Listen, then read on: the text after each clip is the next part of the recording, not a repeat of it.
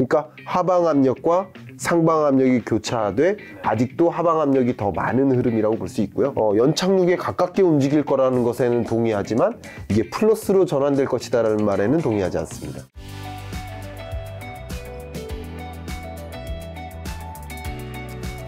자, 두 번째 주제 가보겠습니다. 네. 한국은행이 이제 기준금리를 인상 발표를 했죠. 네. 좀 어떻게 보세요? 총평 좀 한번 해주시죠. 일단 총평을 말씀드리면, 야, 이거는 애매모호하다. 애매모호하다고 말씀드린 그 이유는 이번 금리 인상은 어느 정도 시장에서 예견했던 거예요. 네.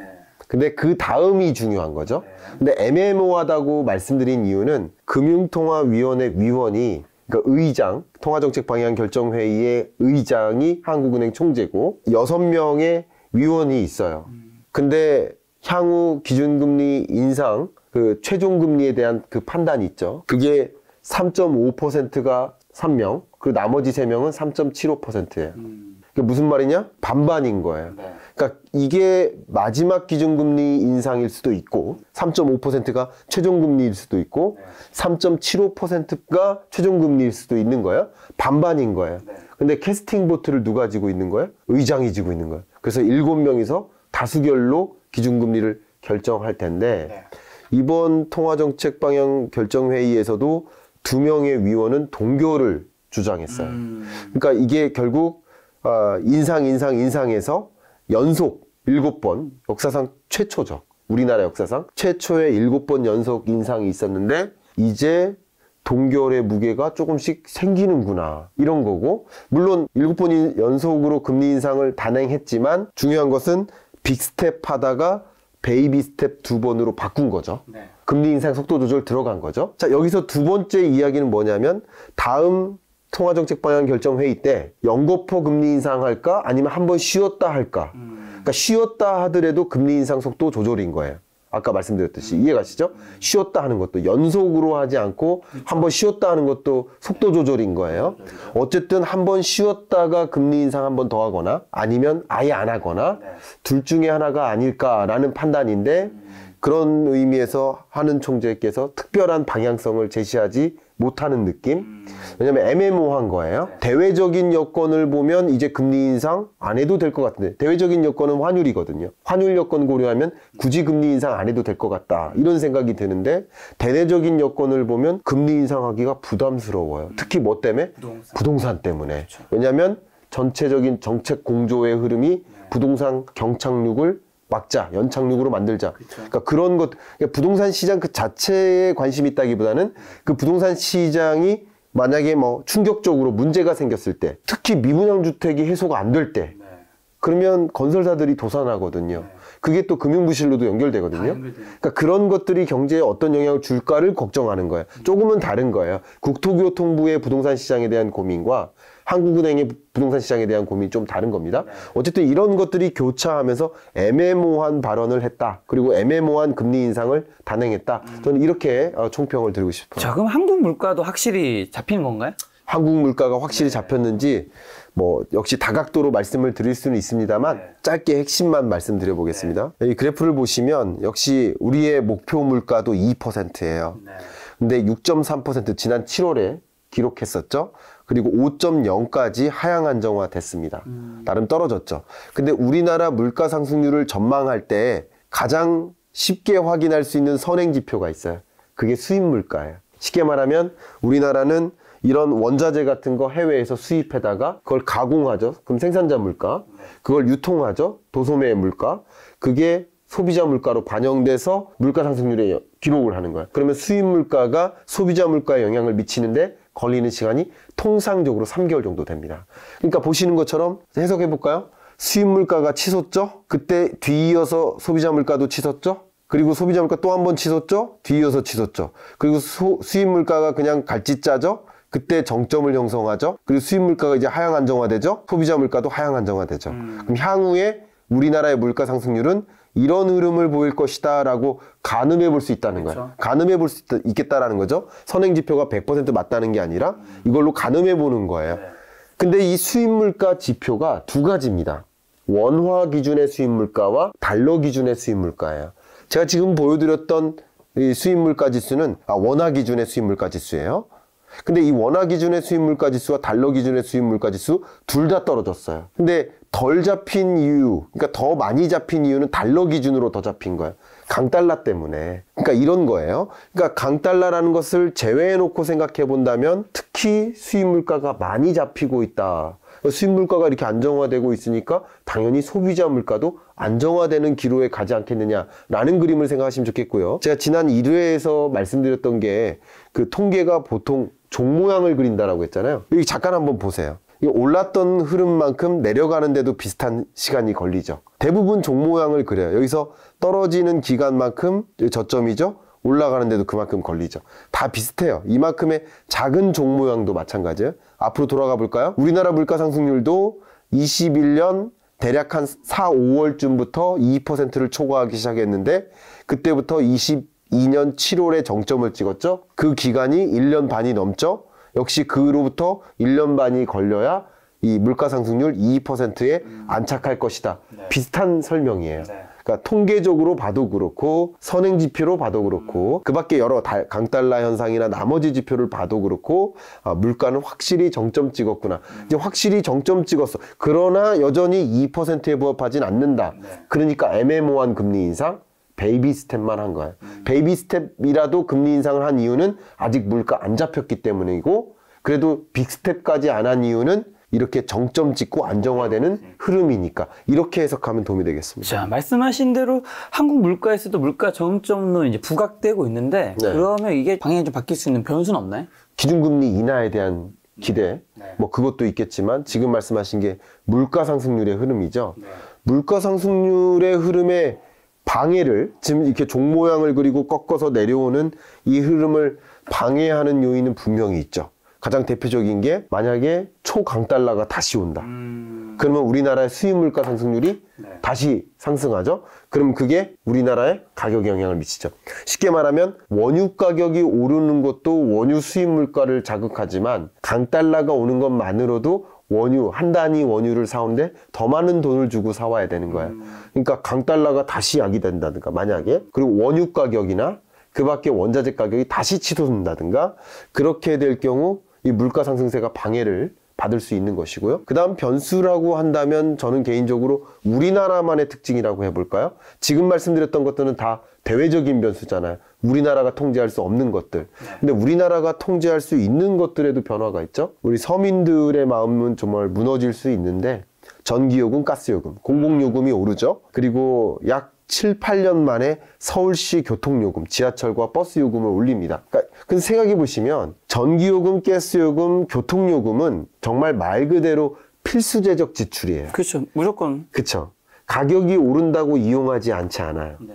그러니까 이것은 무조건 가격에 반영될 수밖에 없어요. 서민들의 가격에. 그러면 상대적으로 이런 가격이 오르면 누구한테 더 힘들까요? 서민이 더 힘들죠. 그렇죠. 저소득층한테 더 힘들어요. 네. 저는 그런 게 좀 걱정이 됩니다. 개인적으로. 왜 글로벌리 세계적으로 물가 잡기 위해서 총력을 단행하고 있는데 왜 하필 이 23년 이 상반기 이 시점에 공공요금을 그렇게 올리는가. 조금 물가가 안정화된 후에 올려도 되지 않는가 하는 생각을 저는 개인적으로 하고 있어요. 그게 좀 아쉽습니다. 그러니까 이런 것들이 대외적인, 대내적인 물가 안정화를 방해하는 그런 요소가 되겠다 이렇게 보겠습니다. 그렇죠. 아무래도 조금 괜찮아지고 난 다음에 해도 괜찮을 텐데 그러면 더 서민분들이 마음이 편하실 텐데. 그러니까 이 정책도 말이죠. 우리 재테크나 자산 관리도 경제 국면의 변화를 이해하고 적절히 대응을 해야 되는 것처럼 기업 경영도 마찬가지. 경영 환경의 변화를 고려하고 적절히 대응해야 되는 것처럼 정책도 그 경제 여건에 맞게 그렇죠. 적절한 대응책이 필요한데 소위 인플레이션이 발생하기 전에 생각했던 그 공약을 인플레이션이 발생한 이후에 특히 스태그플레이션에 진입하는 이 국면에 그대로 도입하는 게 맞는가 하는 생각을 개인적으로 가지고 있어요. 언젠가는 해야 되는 것이었을 텐데 지금 하는 게 조금 아쉽다. 저도 그렇게 생각합니다. 제가 언젠가는 하지 말아야 된다는 뜻이 아닙니다. 그쵸, 그쵸. 공공기관의 정상화, 그쵸. 효율화, 방망경영 해서 필요합니다. 네. 그런데 이렇게 인플레이션이 숙제인 22년, 23년에 해야 되냐 이거예요. 그게 조금 아쉽다라는 거죠. 네.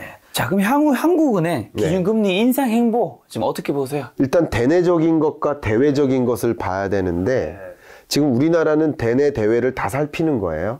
근데 대외적인 것도 볼게요. 대외적인 건 다른 말로 이제 환율은 정상화됐다고 볼 수 있어요. 가깝게 돼가고 있지만 다른 나라들의 금리 인상 행보가 중요한 거죠. 근데 여기 그래프 보시는 것처럼 이 점선은 22년 1월 전쟁 전의 시나리오였어요. 월드뱅크가 전망한 거예요. 월드뱅크는 이렇게 완만하게 미국이 금리 인상할 것이다. 그리고 역시 EA는 유로존입니다. 유로존도 굉장히 완만하게만 금리 인상할 것이다. 거의 그대로일 것이다. 이렇게 전망하다가 전쟁 이후에 말 그대로의 인플레이션이 발생했고 이렇게 금리 인상 폭이 과감하게 커진 거예요. 자, 근데 지금은 시나리오가 이런 거예요. 22년 12월 기준으로의 시나리오는 시장은 이렇게 기대하고 있는 거예요. 그러니까 23년 약 4월 달 2분기 초 이 지점에 정점에 이르고 그 이후에는 조금 더 인하의 가능성을 두지 않느냐. 인하한다는 게 아니라 인하의 가능성을 조금 부여하고 있는 흐름. 동결 또는 인하. 이런 흐름인 거예요. 그리고 유로존 같은 경우는 23년 2분기 이후에도 추가적인 금리 인상을 할 거로 보고 있어요. 왜냐하면 미국은 6월 달에 가장 높은 물가를 만났죠. 세계에서 가장 높은 물가 9.1%. 근데 유러피언 국가들 스웨덴, 스위스 뭐 이런 나라들도 마찬가지 22년 끝자락에 10월, 11월에 미국보다 더 강한 물가 상승률을 경험해요. 에너지 발이에요. 에너지 위기 때문에. 그러면서 더 강한 금리 인상 행보를 나름 단행합니다. 대표적인 예가 스웨덴이 한 번에 1%포인트를 올린 적이 있죠. 그걸 울트라 스텝이라고 하죠. 그런 식으로 강한 금리 인상 행보를 하는 거예요. 그래서 미국과 유로존 간의 격차가 좁혀지죠. 그만큼 유로존의 금리 인상 행보, 유로존뿐만 아니라 영국이나 스위스나 다 마찬가지 그런 행보를 보일 것이다 라는 것이 한국은행의 기준금리 의사결정에 반영이 나름 되겠죠. 이거에 신경이 안 쓰이겠습니까? 신경이 쓰이죠. 네. 그러면 한국은행의 통화정책 운용 방향에 있어서는 이들 다른 주요 선진국들이 금리 인상 행보를 23년 2분기 그때까지는 계속 할 것이다 라고 본다면 우리도 여기서 멈추는 게 아니라 추가적인 금리 인상을 해야만 금리 격차를 나름 줄일 수 있다라는 생각을 할 수 있겠죠. 이게 첫 번째라고 볼 수 있고요. 두 번째는 결국 물가 안정 목표제인 거예요. 우리나라의 목표 안정 물가 그게 2%잖아요. 네. 그럼 2%라는 목표 물가에 부합하느냐 여부 이걸 또 판단하면서 금리 인상 여부를 결정할 거죠. 그러니까 이것도 또 중요하고요. 마지막 세 번째는 뭐 경기 침체까지는 용인할 수 있지만 경제 위기로 가는 거 아닌가 하는 걱정 그것까지 좀 가세하면 금리 인상이 어려운 거죠. 금리 인하가 필요한 거죠. 이런 요인들을 고려하면서 통화정책을 운용해 나갈 것이다. 네. 제가 지금 거의 교과서적으로 어떻게 운용할 것이다라는 것을 설명드려 본 겁니다. 자, 한국 기준금리 인상이 시중금리에도 당연히 이제 영향을 줄 텐데, 네. 그럼 시중금리는요? 시중금리를 판단할 때 보통 가장 시중금리의 선행지표격이 코픽스죠. 코픽스. 예, 코픽스는 은행연합회에서 국내 주요 은행들의 조달금리, 그러니까 자금을 조달하는 데 드는 비용인 거예요. 가장 대표적인 자금 조달 비용이 한국은행한테 돈을 빌렸을 때 기준금리를 제공하는 거예요. 그게 기준금리예요. 은행이 한국은행과 교류할 때, 네. 거래할 때 네. 납입하는 그 이자 상환액이 기준금리라고 보시면 가장 이해하기 쉽겠죠. 기준금리를 주고 그 돈을 빌려다가 장사하는 거죠. 네. 대출해서. 네. 그죠? 그런 비즈니스 구조니까 결국 기준금리가 올라가면 올라갈수록 자금을 조달하는 비용이 늘어나겠죠. 언제까지 오릅니까? 지금 통계가 11월까지밖에 현재 안 나와 있고요. 네. 이 통계는 다음 주 월요일 날 또 발표가 되는데 월요일 아침 9시에 발표가 되는데 여기서 12월까지 한 번 더 오를 거라고 보고 있습니다. 그러면 12월까지는 그게 시중금리에 반영돼서 네. 올라가는 흐름인 거예요. 그 시중금리를 보시면 크게 두 가지죠. 기업대출과 가계대출. 기업대출과 가계대출이 둘 다 이렇게 치솟았죠. 언제부터? 21년을 저점으로 해서 21년 중반 이후에 뭘 했어요? 우리나라가 기준금리를 인상했잖아요. 21년 중반부터 두 차례 인상했잖아요. 네. 21년에 두 차례의 베이비 스텝을 했어요. 네. 그때는 인플레이션이 걱정이 돼서가 아니라 먼저 금리를 정상화했던 거예요. 경기 잘 탄탄하게 회복되네 하면서 금리 인상을 했었던 거예요. 그때 이후에 빅스텝하고 막 이럴 때 시중금리도 막 치솟은 거예요. 자, 이 중에서 가계대출만 볼게요. 여러분이 가장 관심 있는 게 가계대출이니까. 이 가계대출 주황색을 옮기면 이 초록색입니다. 같은 거예요. 왜냐하면 가계대출을 또 쪼개면 일부가 주택담보대출, 일부가 일반 신용대출, 또 일부가 소액대출인 거예요. 소액대출은 500만 원 이하의 대출. 이렇게 세 가지의 주요 대출 금리가 있을 거예요. 당연히 주택담보대출 금리가 좀 싸겠죠. 보통 금리보다. 소액대출이나 일반 신용대출이 더 비싸겠죠. 그러니까 일반 신용대출이나 대부분의 금리가 여기 보시면 기업대출마저도 다 올라가는데 재밌게도 지난 11월에 주택담보대출 금리가 꺾여요. 이거 왜 꺾일까요? 혼자 꺾였죠. 이거는 정책적인 공조라고 볼 수 있을 것 같아요. 좋게 표현하면 공조고 나쁘게 표현하면 정부의 압박? 이제 의외로 다른 어떤 산업 섹터보다 금융산업이 통제하기가 가장 쉬워요. 어드밴티지를 주거나 디스어드밴티지를 주면서 금융권을 이렇게 하게 만들어요. 그러니까 지금 주택시장이 경착륙 될까봐 걱정이잖아요. 경착륙을 막아야 되잖아요. 주택담보대출 금리가 계속 오르면 더 경착륙 될 거 아니에요. 그래서 다른 건 몰라도 주택담보대출 금리만큼은 안정화시켜라 하는 그런 정부의 공조적인 그런 게 반영된 게 아닌가, 저는 이렇게 이 통계를 보고 해석을 해보는 거예요. 나머지 통계는 다 올라가죠. 그리고 이게 12월까지는 오르고요. 제가 보기에는 1월부터는 좀 떨어진다. 1월부터 떨어진다. 이 1월부터 떨어진다는 얘기는 결국 어떻게 해석해 볼 수 있냐면 기준금리와 상대적으로 좀 선행해서 시중금리가 먼저 올라가고 기준금리가 거의 동결 직전에 올 때 그때부터는 먼저 떨어지기 시작한다. 약 3개월 정도 시중금리가 선행하는 흐름이다라고 볼 수 있을 것 같아요. 왜냐하면 시중금리가 기준금리 더하기 알파이기 때문에 이 알파는 누구도 예상할 수 없어요.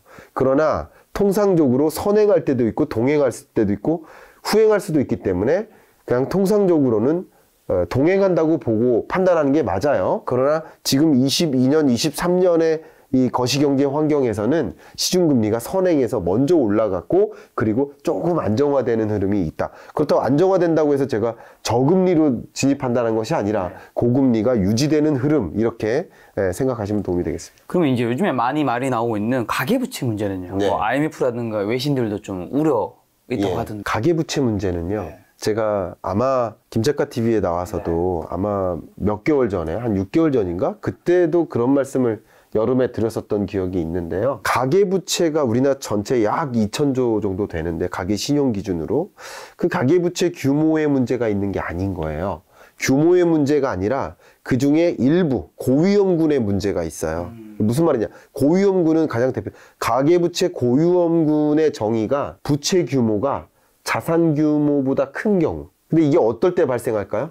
자산 규모가 쪼그라들 때 자연스럽게 이런 고위험군이 늘겠죠. 그렇죠. 자산 규모가 정해져 있는데 부채 규모가 이거보다 갑자기 커질 수가 있나요? 대출을 그렇게 받을 수가 있나요?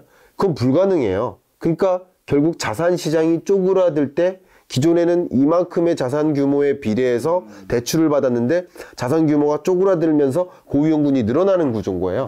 결국 고위험군은 이 자산을 팔아도 정리가 안 되는, 그럼 금융부실로 연결될 수 있는, 경매로 매각을 해도 은행이 모든 그 대출금을 회수할 수 없는 그런 수준의 부채의 성격이 있겠죠. 그리고 자산 규모보다 부채 규모가 크면 뭐 그래서는 안 되겠지만 파산하는 사람도 생길 수 있겠죠. 그러니까 그런 것들을 생각해 보면 사실상 우리 경제의 이 가계부채의 위험 요인은 고위험군이라고 볼 수 있는데, 방금 말씀드렸던 것처럼 입증이 되더라고요. 이 가계대출 규모는 오히려 22년 진입하면서 오히려 줄어요. 자, 가계부채 총량의 문제가 아니라는 게 바로 여기에 있는 겁니다. 왜? 금리가 올라가면 올라갈수록 대출 받고 싶어요? 아니요. 대출 갖고 싶어요? 갖고 싶죠. 그 모습이 이 통계에 담기는 거예요. 대출 받고 싶지 않은 거예요. 그게 뭐예요? 디레버리징이죠. 이 구간에는 대출금이 크게 늘죠. 왜요? 금리가 싸니까. 쌀 때는 대출 받고 싶죠. 대출 받아서 뭐 하고 싶죠? 레버리징. 그리고 이때는 디레버리징. 그러니까 결국 가계부채 총량의 문제가 아니라 가계부채 규모는 총량적으로 줄어드니까 괜찮은데, 더 중요한 것은 고위험군이 느니까 이들의 문제가 좀 심각하고, 이들이 상당 비중이, 이 고위험군의 상당 비중이 다중채무자들이에요. 그러니까 신용대출도 받고 카드대출도 받고 뭐 담보대출도 있다.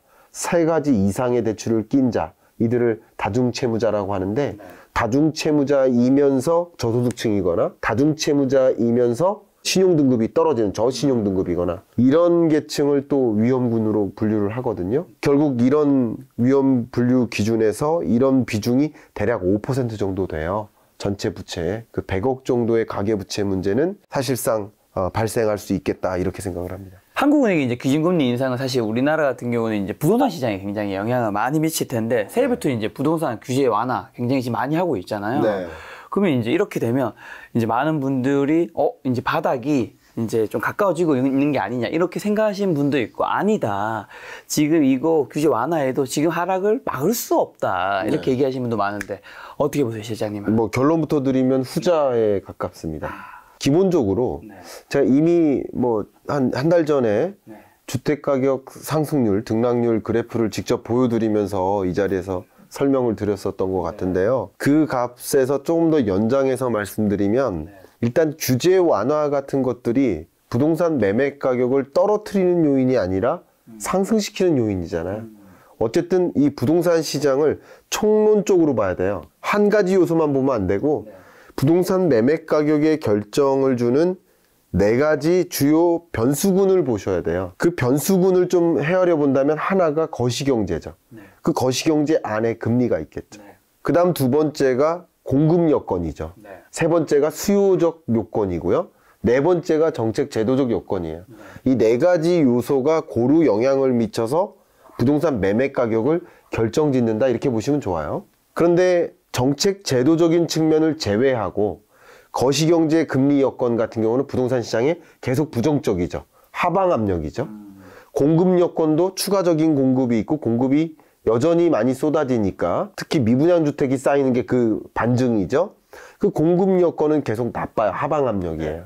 그리고 수요적 여건은 어쨌든 금리가 더 이상 오르지는 않는다 하더라도 높은 금리가 유지되니까 이 높은 금리를 부담해 가면서 집을 살 만한 여력도 없고 의사도 없어요. 그러니까 이런 것들이 이 3가지 중요한 거시 혹은 수요 공급이라는 미시적 요건이 다 부동산 시장을 억누르는 하방 압력인 거예요. 다만 제도적인 요소도 부정적으로 작용했어요. 같이 눌렀던 거예요. 굳이 따지면 우리 4팔로 이 테이블을 누르고 있었다고 볼게요. 그러다가 한 팔을 빼고 이건 드는 거예요. 여전히 3팔은 누르고 밑에 이렇게 3팔은 누르죠. 하방 압력이에요. 근데 한 팔이 갑자기 바뀐 거예요. 규제적인 방향에서 완화적인 방향으로. 기본적으로 규제를 완화하면 다주택자 규제 완화합니다. 그러면 나 1주택자인데 한 채는 더 갖고 싶어. 여유도 있어. 그런 수요는 어쨌든 수요로 연결될 수 있는 거예요. 나 고금리 부담해도 돼. 그리고 어쩌면 이게 바닥이야 라고 생각하는 그런 돈 많으신 분들 계시거든요. 그런 분들은 나 이제 들어가야 돼. 결국 전체 수요가 다 움직이는 거 아니더라도 일부 수요라도 반응을 하는 거예요. 규제 대상 지역, 조정 대상 지역 이런 것을 선정하는 것도 그걸 푸는 과정에서 대출을 더 많이 받을 수 있어요. 쉽게 말하면 뭐 20억짜리 집에 살다가 나 25억짜리 집으로 이사 가고 싶은데 대출을 받아야 돼요. 근데 대출 규제 때문에 안 됐죠. 근데 대출을 받을 수 있게 돼요. 그러면 그 사람은 이사 갈 수 있는 거잖아요. 그러니까 여러 가지 수요의 종류가 있어요. 한 가지 종류의 수요만 있는 게 아니에요. 다양한 수요가 있는데 규제 완화는 이런 규제 때문에 수요로 연결되지 않는 계층에게 수요로 연결될 수 있게 하니까 상방 압력은 맞습니다. 그러니까 하방 압력과 상방 압력이 교차돼 아직도 하방 압력이 더 많은 흐름이라고 볼 수 있고요. 숫자로 말씀드리면 22년 12월 마지막 주간 단위의 집값 하락률이 그러니까 마이너스 0.5%였거든요. 전주 대비 0.5% 정도씩 빠지는 흐름이었는데 규제 완화 대책을 발표하고 그러면서 시장에 또 작동을 하겠죠. 기대감이 있겠죠. 다는 아니더라도 일부라도 수요를 해야겠다. 이제 바닥인 게 맞겠다라고 생각하는 사람들은 장전하고 들어가겠죠. 그러니까 당연히 이 매매 가격 하락률이 조금 보합에 가깝게 움직입니다. 얼마만큼? 마이너스 0.3, 그러니까 마이너스 0.5까지 떨어졌다가 마이너스 0.3까지 올라갑니다. 그렇다고 이게 플러스로 전환된다는 뜻이 아닌 거예요. 여전히 마이너스에 맴돌지만 떨어지는 속도가 좀 주춤해질 뿐이에요.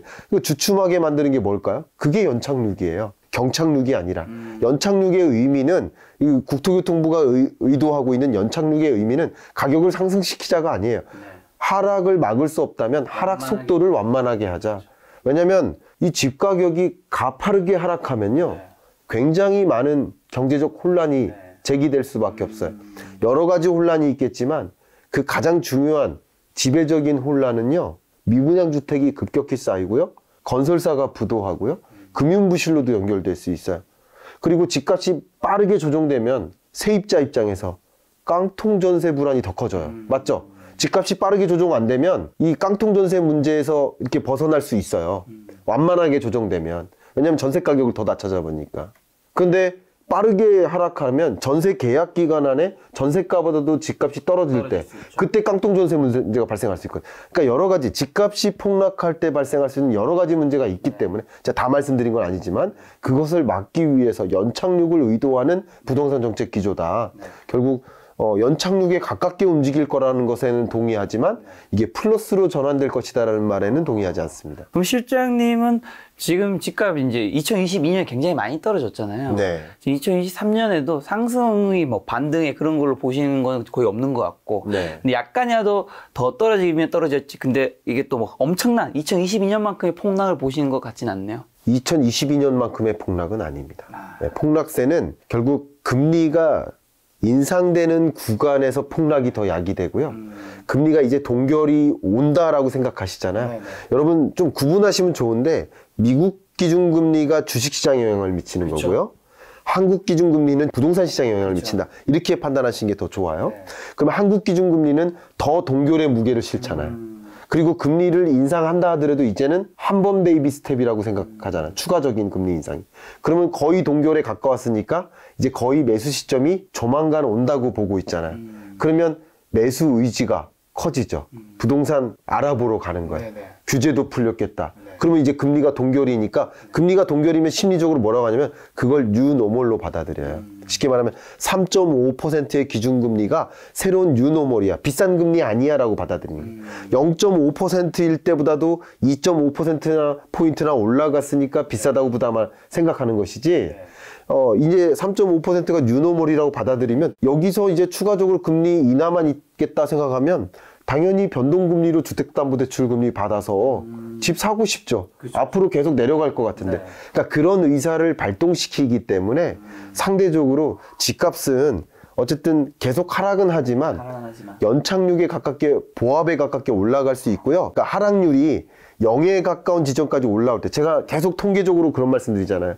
떨어지는데 걸리는 시간만큼 또 0에 가깝게 올라가는데 걸리는 시간이 있어요. 그것을 지금부터 그냥 만약에 극단적인 가정 이제 더 이상 이 마이너스 0.5 밑으로 안 떨어진다 라고 만약에 가정을 할 수 있어요.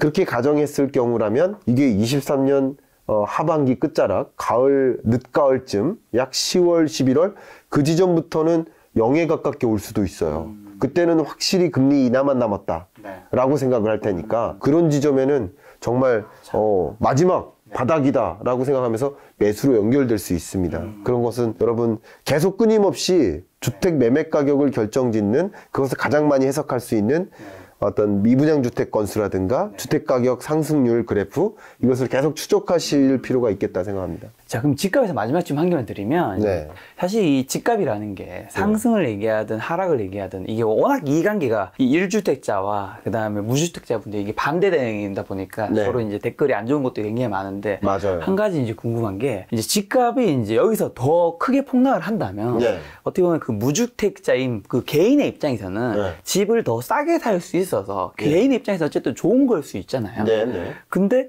정말 이 집값이 크게 폭락을 하면 예. 이게 그 개인한테는 딱 좋을 수 있지만 사회 전체적으로 봤을 때는 예. 정말 그 개인한테 어쨌든 또 다시 영향을 미치잖아요. 네. 그게 어떻게 될까요? 일단 첫 번째는요. 네. 우리나라 자가점유율 기준으로 했을 때 그냥 통상적으로 반 정도가 자가점유고 네. 반 정도가 세입자라고 보시면 좋아요. 그러면 임차 가구라고 하죠. 근데 그 임차 가구의 경우에는 집값이 떨어지는 게 좋겠죠. 그렇죠. 그리고 자가나 다주택자는 집값이 오르는 게 좋겠죠. 그렇죠. 예. 그러니까 집값이 오르고 떨어지는 것이 좋고 나쁜 것은 아니에요. 누군가한테는 좋은 거고 누군가한테는 나쁜 거예요. 맞아. 다만 이게 폭락이 야기됐을 때 거시경제적으로 매우 부정적인 영향이 있기 때문에 저는 그것을 좋게 평가하지 않는 거예요. 제가 누군가의 편에 서서 말씀드린 게 아니라 거시경제 펀더멘털을 고려했을 때 좋은 게 아니라는 것을 강조하는 거예요. 그 대표적인 예가 아까 말씀드렸던 깡통전세 문제라든가 금융부실, 미분양주택, PF, 건설사 이런 문제들이 있을 수 있다는 거죠. 그래서 위험하다라는 것이고 연착륙을 유도해야 된다라는 말씀인 거고요. 주신 질문에 가깝게 제가 이 말씀은 드릴게요. 저도 제 채널에 누가 질문을 주셔가지고 답변을 하긴 했는데 길게 답변 드리기 어려워서 이 영상을 통해 말씀을 한번 드려보겠습니다. 저 세입자인데요. 특히 신혼부부고요. 지금 23년 2월이 전세 만기인데 그러면 어떻게 해야 되나요? 지금 사야 되나요? 아니면 전세를 2년 연장해야 되나요? 이사해야 되나? 이런 말씀을 하시는데 지금은 23년 이 상반기 하반기의 국면에 이 부동산 시장의 주요 트렌드라고 볼 수 있습니다. 이 트렌드는 전세난이 아니에요. 역전세난이에요. 전세 가격 하락률이 마이너스 0.7까지 떨어졌어요. 그러니까 집값 하락률은 마이너스 0.5까지 떨어졌는데 전세 가격이 더 많이 떨어지고 있다. 왜냐하면 금리가 올라가니까 이 세입자들이 뭐를 선호해요? 월세를 선호해요. 굳이 전세자금 대출 받아다가 이거 전세자금 마련하고 싶지 않은 거예요. 이해가시죠? 그렇죠. 월세 선호 현상. 그렇기 때문에 이 전세 공급은 많은데 세입자를 찾기가 어려워요. 그러니까 세입자를 찾기가 어려우니까 오히려 세입자의 요구사항이 이 계약에 잘 반영되기 쉽다라고 말씀드리고 싶어요. 그래서 저는 어떤 의견을 드리고 싶냐면 집주인분과 잘 상담하셔서 이 계약 기간, 전세 계약 기간을 짧게만 연장하십사. 연장했을 때 집주인 입장에서 불리한 게 없어요. 왜냐면 뭐 공인중개사무소 수수료 낼 일도 없어지고 전세 가격이 하락하는데 그 전세 가격이 유지되니까 뭐 1년이든 6개월이든 더 연장하는 것은 집주인 입장에서 나쁠 게 없어요. 뭐 도배장판도 안 해도 되니까 그만큼.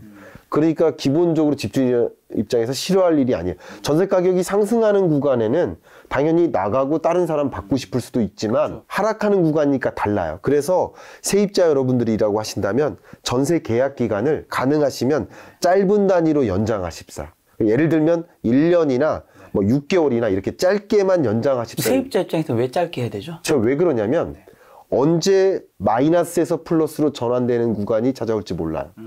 워낙 시장이 급반등하니까 가끔 이 댓글을 보면 태세 전환한다, 입장 바꿨다 그러시는데 계속 경제는 태세 전환해야 되는 겁니다, 여러분. 계속 태세 전환.